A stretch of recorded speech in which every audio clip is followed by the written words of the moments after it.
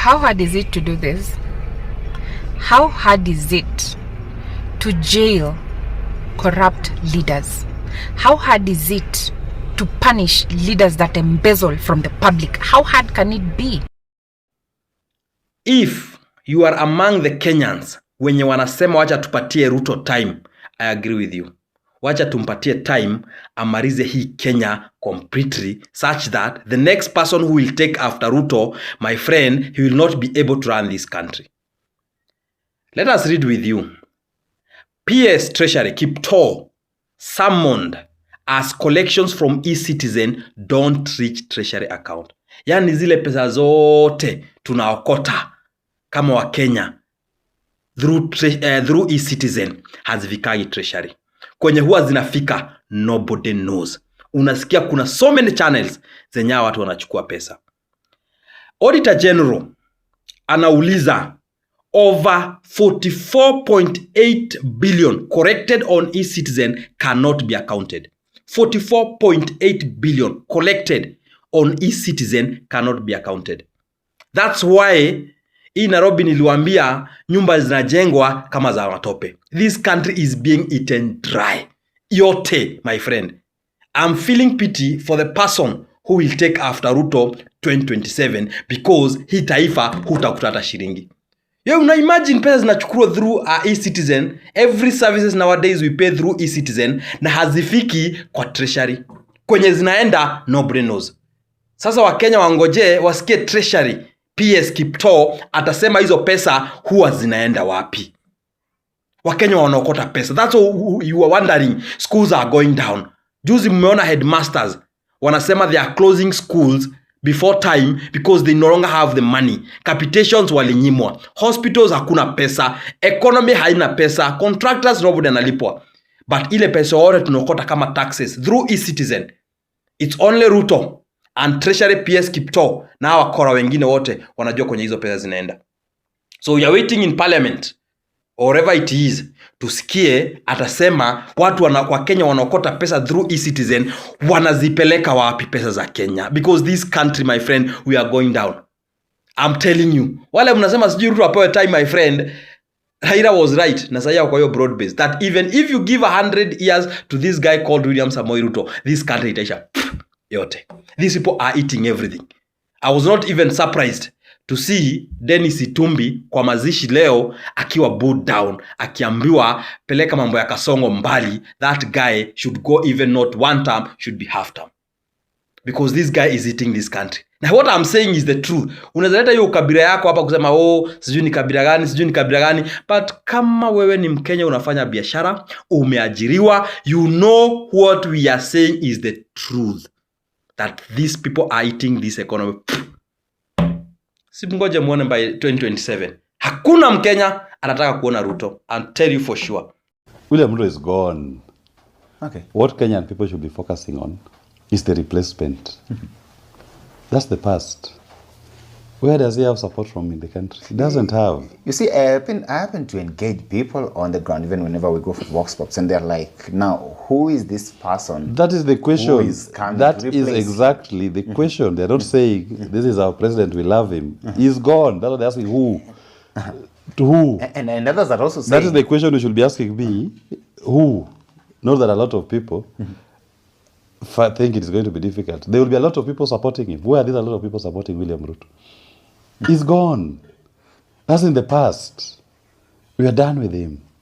The Kenyan people and William Ruto have parted ways, and they'll never come back. That is why even when Raila was speaking on TV, he didn't say, I'm going to support William Ruto. Even him, he knows it. Everybody knows it. The only person that knows it is William Ruto himself. But even him, I believe, deep down when he's on his own, he knows it. It's not a matter of if, it's a matter of when. That is what goes on in his mind. When am I leaving? Not if I'm going to leave. It's when. And that when is coming. What we should be discussing is who is replacing him. That's why they ask you who. Because the question of the election is being defined to be the economy. And people are looking for that leader who will inspire hope and show them how he's going to resolve the economic problems. Otherwise, we'll replace William Ruto and give the office to William Ruto's child. And we'll be saying this, that one must go also in 2 weeks' time. Okay. Because if you don't interrogate the quality of leaders that is going to be elected, it will be the same problem. The economic problems that led us to where we are today will still be there. And as in Safina Party, we are very clear and intentional.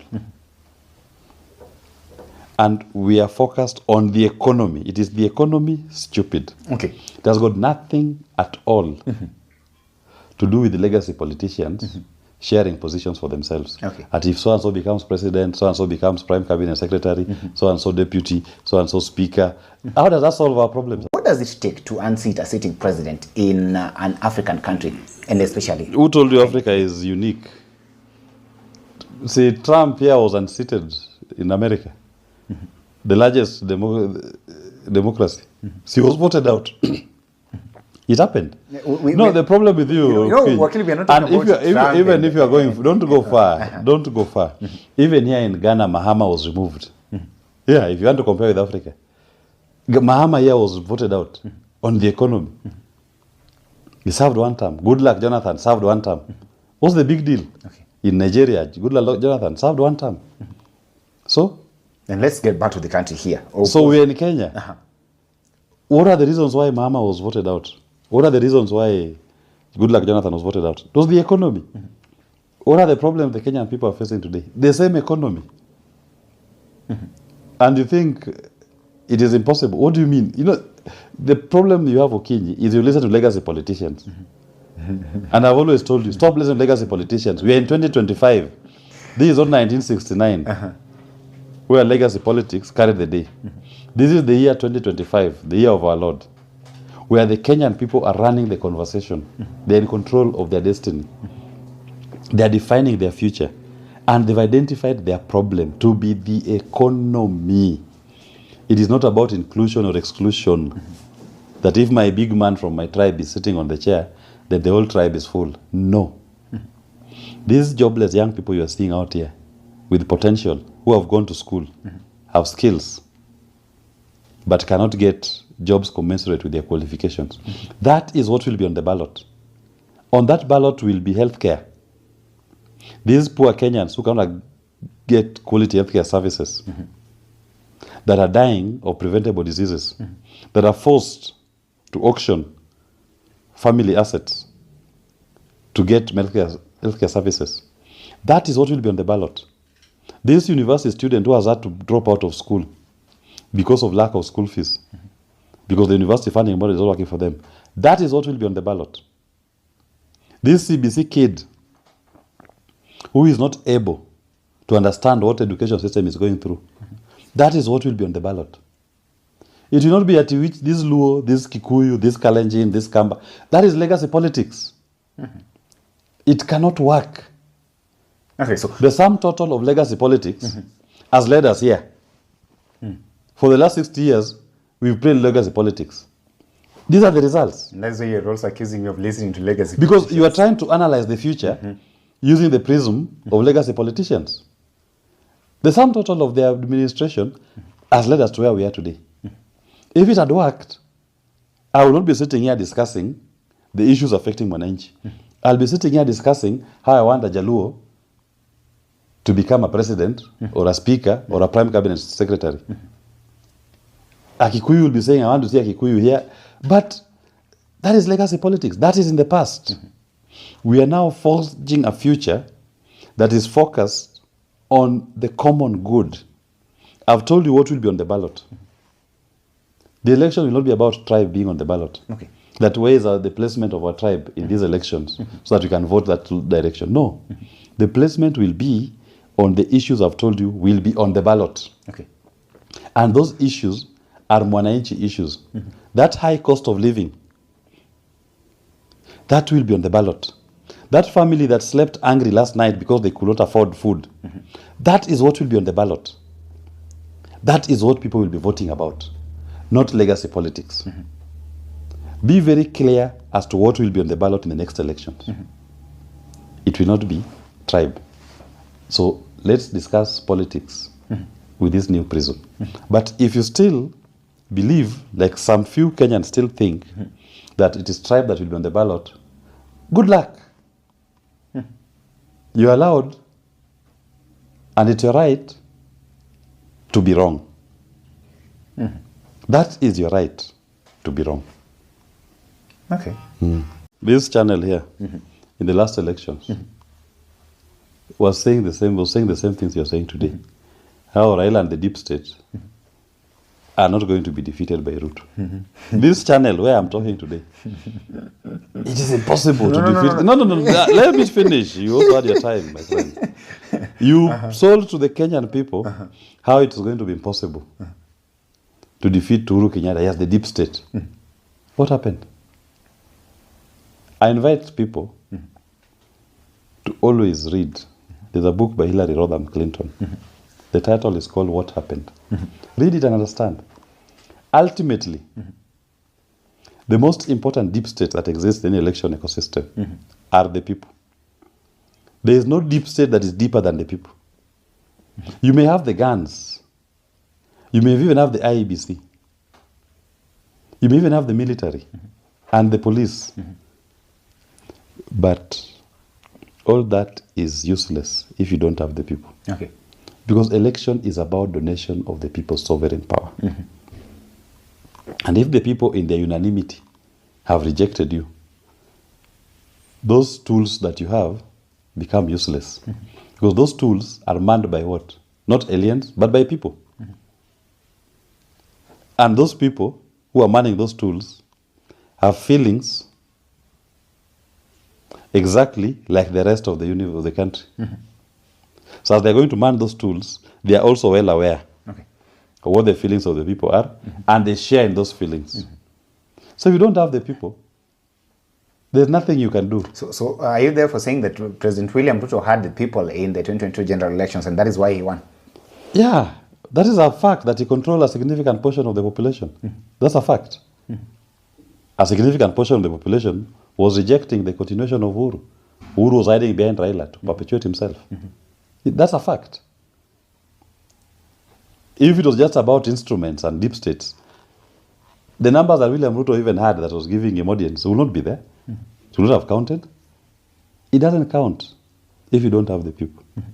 Tell me which geographical region here today, or which demographic of voters today does William Ruto control? None. He is living in an ivory tower. That man lives in an ivory tower. He is talking to himself. When he speaks, no one listens. They hear him talk, but they don't listen to him. And with that kind of a background, when you go to an election, the people will have moved on from him. He is not even a factor in our elections. He is only a factor to the extent that we know what we do not want at this stage. What we are still trying to find out is where we are going. And people are coming to Safina. People are entering the ark. Okay. It is Noah's ark that is going to save the people from these raging floods that are coming. Nobody will survive. So this very person who against all odds managed to become the president right now has got most of these things favoring him, or rather going on his favor, save for the people's support. And that is why you're saying that because of that lack of, according to the people's support, then he's going home. Is that it? I've told you, the same instruments that you're saying now he has them, Uhuru had them.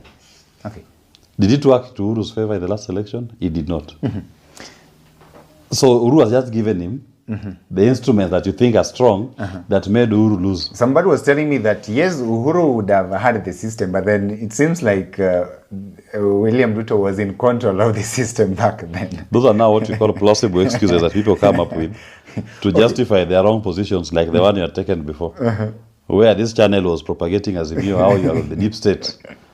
People were swearing that Atwoli Todd. You see, this is politics. Atwoli Todd was shouting here at Katini.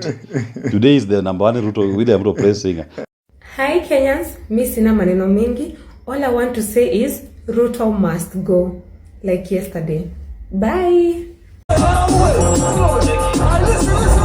enyewe Ruto must go. Enyewe Ruto must go. By the way, Ruto must go. Enyewe Ruto must go. Wash fire, Ruto must go. Enyewe Ruto must go. By the way, Ruto must go.